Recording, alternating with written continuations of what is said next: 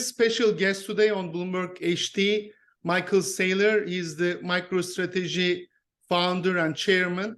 Michael, welcome. Yeah, thanks for having me. Bitcoin destined for an extended period of market dominance, potentially doubling its current level. How do you see the future of Bitcoin under global economical challenges, especially now Fed signals that it must restart rate hikes? Well, Bitcoin represents the only universally acknowledged form of digital property in the world. So if you're looking to own a piece of property that you can move to 100 different countries where everybody in every country is going to want it, and if you want a piece of property that people will want in 100 years, Bitcoin represents that universal global asset. There's no building, there's no stock, there's no company, there's no commodity that will last 100 years that you can move from country to country. So for global citizens that are looking for wealth preservation over the next 100 years, and they're not quite sure about the economic policy of any country or about where they'll be, and they want something scarce, desirable, that some affluent person is going to want to buy from them no matter where they end up, Bitcoin represents that asset. And as you know, there are some discussion on the crypto regulations, especially Security and Exchange Commission is taking some actions on some cryptocurrency exchanges. What's your opinion on the digital assets regulations?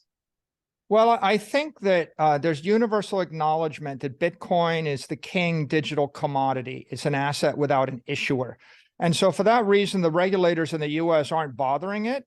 There are two other classes of assets, digital currencies like stable coins, and there are also digital securities that are issued by entrepreneurs and companies. The regulators are going to shut down the digital securities. There's not really any support for them. And there's not any support for digital currencies either. They don't want large amounts of dollars to circulate outside the control of the US banking system.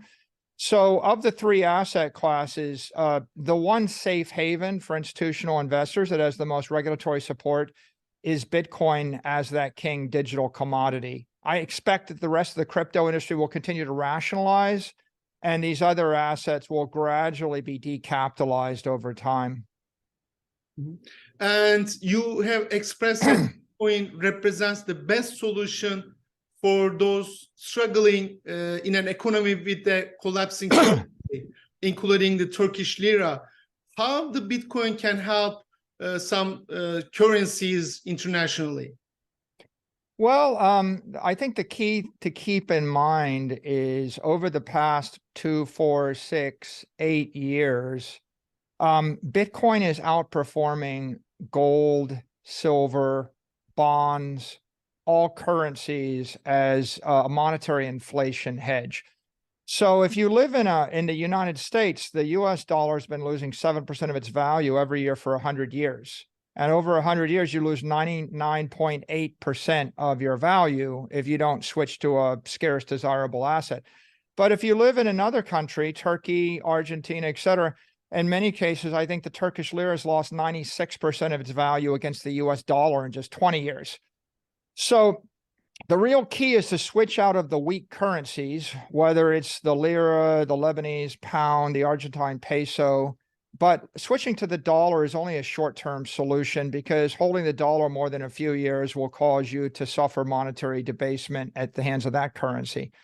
So Bitcoin represents a way to buy a property that's going to go up in value. It's going to appreciate faster than the monetary inflation rate of either the dollar or local currency. And the other thing that's very appealing about it is you can take custody of it or place it with any number of international custodians. And of course, you can't really easily take custody of any other asset. So if you want to eliminate counterparty risk that comes from having all of your assets with a bank, or having all your assets in a single country, or all your assets denominated in a single currency, Bitcoin is a way for you to exit economically from that system and from those counterparty risks. So there wouldn't be any fundamental structural problems Yeah, the thing that backs Bitcoin is 400 exahash of digital power. To put that in perspective, that's as much power, energy, as the entire US Navy uses in its fleet, about 12.5 gigawatts. And also, it's a fleet of 5 million Bitcoin ASIC miners spread everywhere in the world that generate so much hash rate that if an AI took over every computer on Earth, all the smartphones, all the computers at Amazon, Google, and Microsoft, all of those computers couldn't dent the Bitcoin network. It's an extremely powerful digital energy network. And because of that, you don't have to put $1 billion in a bank that's run in Lebanon or Argentina or the US or Turkey. You can put the $1 billion onto the Bitcoin network, and the Bitcoin network is nation state resistant. If all of China turned every computer against the Bitcoin network, they couldn't stop it. And so Bitcoin represents a new way to store your assets, and in fact, the most secure computer network in the world. And Bitcoin has to prove itself as a stable means of payment. So the price is very volatile. So moreover, how can a commodity price in US dollars solve the current problems? I think the key to keep in mind is that every citizen of the world needs 3 types of money. They need local currency, like you need the Turkish lira in order to pay your taxes and buy things locally.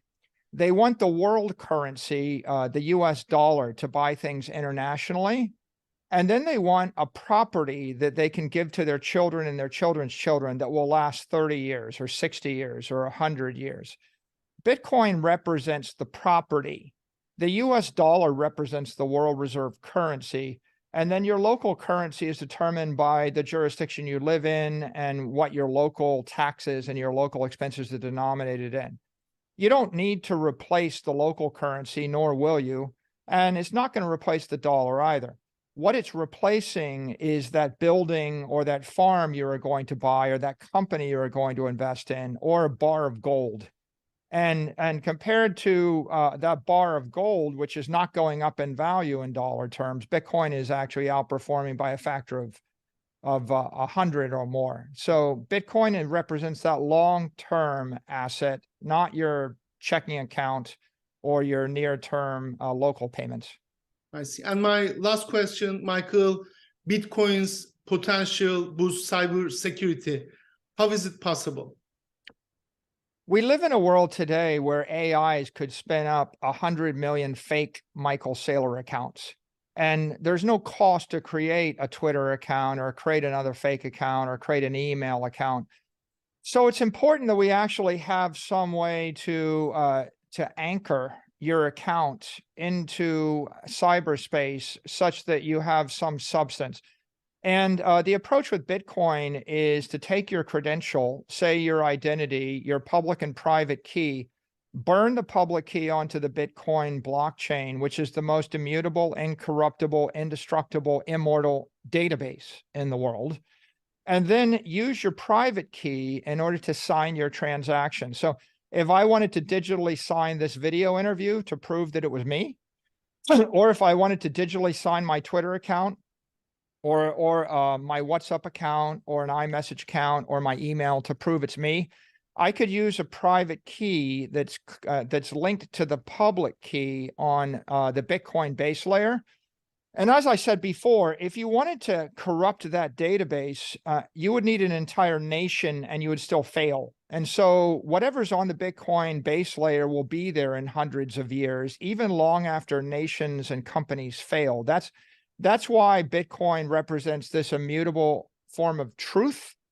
And it's more important than ever to have that veracity, because an AI could actually be a better version of me. It'll work 1 million times harder, and there'll be 1 million versions of them. And you're not going to be able to tell the difference unless you've somehow registered your cyber credentials on an indestructible, immortal, incorruptible database. Michael, thank you so much for your time.